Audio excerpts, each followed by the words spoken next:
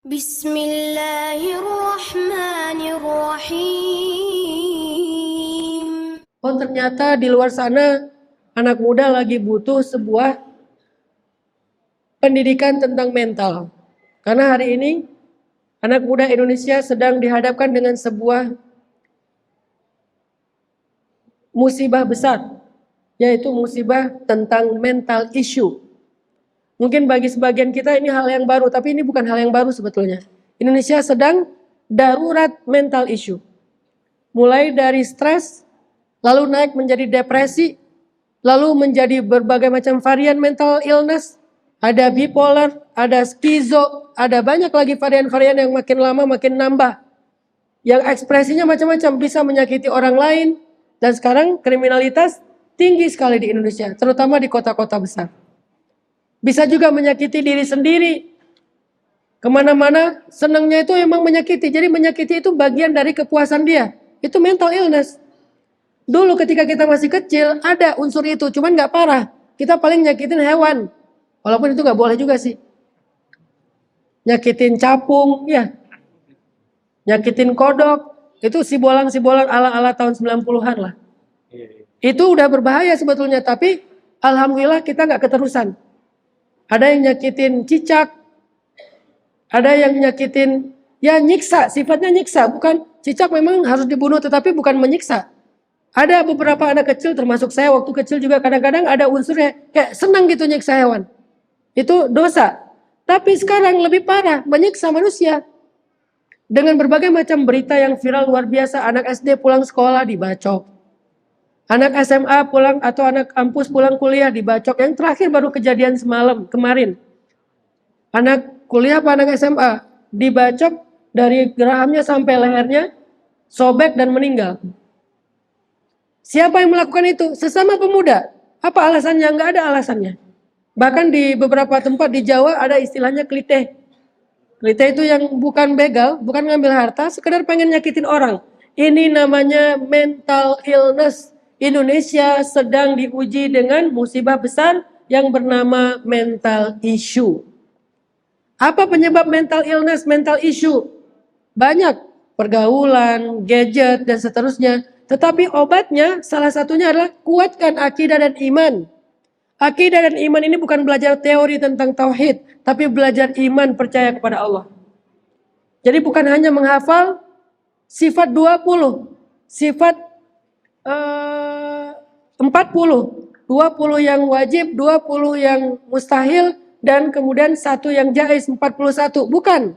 Walaupun itu teori yang penting untuk diketahui, tetapi bukan itu inti dari belajar akidah. Inti dari belajar akidah, belajar as-siqah billah, percaya sama Allah. Dan itulah kekuatan mentalnya. Para sahabat pernah diuji dengan guncangan mental. Kapan? Pertama dalam perang Uhud.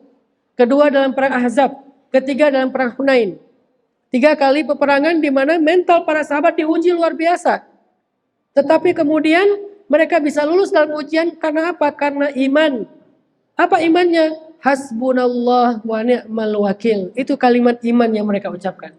Bilal pernah diuji dengan ujian yang berat di kota Mekah. Apa yang membuat Bilal bertahan? Sampai kemudian Allah berikan kepada Bilal kebaikan, yaitu pembebasan dari perbudakan. Ahadun ahad.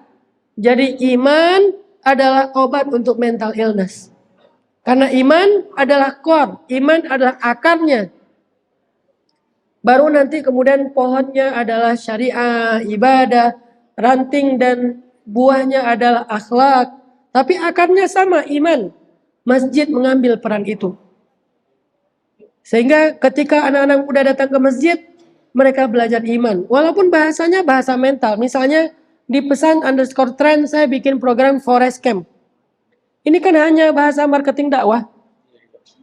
Namanya Forest Camp. Kenapa? Segmen saya adalah anak muda main, bukan santri. Kalau santri saya akan bikin kegiatan itikaf akbar misalnya. Saya akan bikin kegiatan tabligh akbar.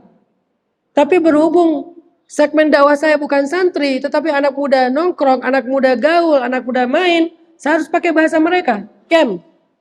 Bukan, kalau di Ramadan itu apa namanya? Mabit atau pesantren kilat. Mendengar nama pesantren aja mereka udah meriang. Makanya kita ganti dengan forest camp. Temanya apa? Temanya tentang isu mental, misalnya equine therapy. Apa itu equine therapy? Sebetulnya itu semuanya sunnah Nabi. Istilahnya aja ditemukan oleh orang Barat karena kita nggak pernah meneliti. Apa itu equine therapy? Grooming, beternak. Apa yang diternakin? Yang paling baik adalah nomor 1 kuda, nomor 2 domba. Makanya Nabi SAW sangat menyukai kuda dan Nabi mengatakan tidak ada Nabi yang diutus Allah kecuali pernah menggembala. Itu dalam istilah psikologinya disebut dengan equine therapy. Jadi sekedar mengurus ternak, kalau di barat atau di luar negeri mereka mengurus pet, mengurus hewan, apa namanya? Ya kucing, anjing kecil, yang lucu-lucu, unyu-unyu itu. Itu cara orang-orang di luar Islam mendidik anak mereka tentang tanggung jawab. Dikasihlah hewan peliharaan, kucing, dikasih anjing, supaya anak itu punya tanggung jawab. Kita kaum muslimin punya.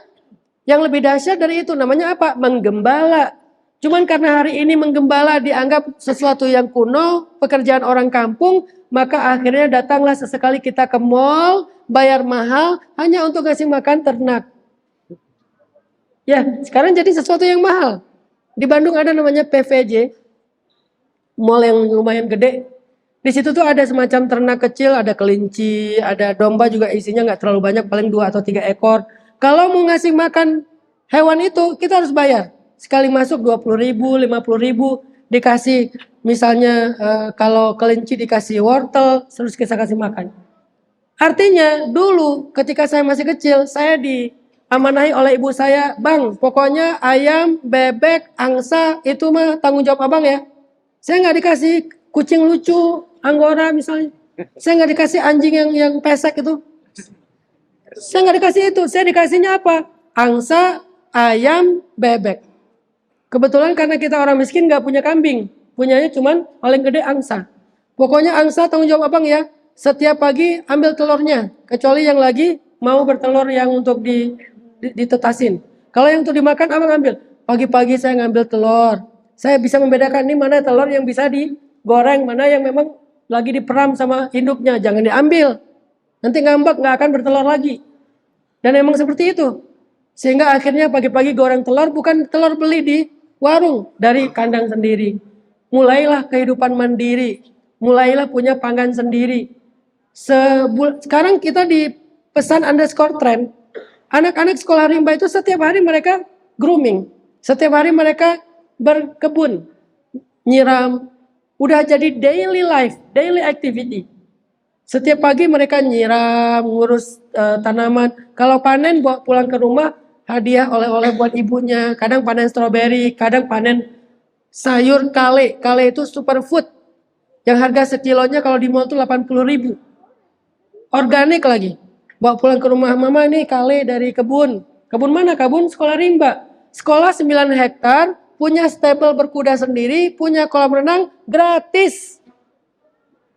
Coba kalau yang berbayar berapa tuh bayarnya? Lumayan.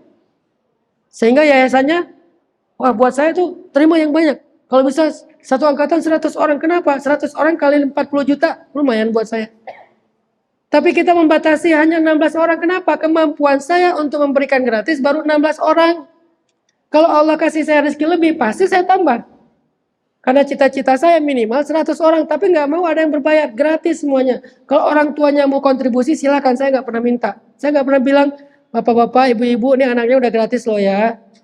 Coba agak peka sedikit. Enggak, saya nggak ngomong kayak gitu. Biarin aja mau mereka kontribusi, silakan. Nggak juga nggak masalah. Ustaz memang banyak banget duitnya. Enggak juga.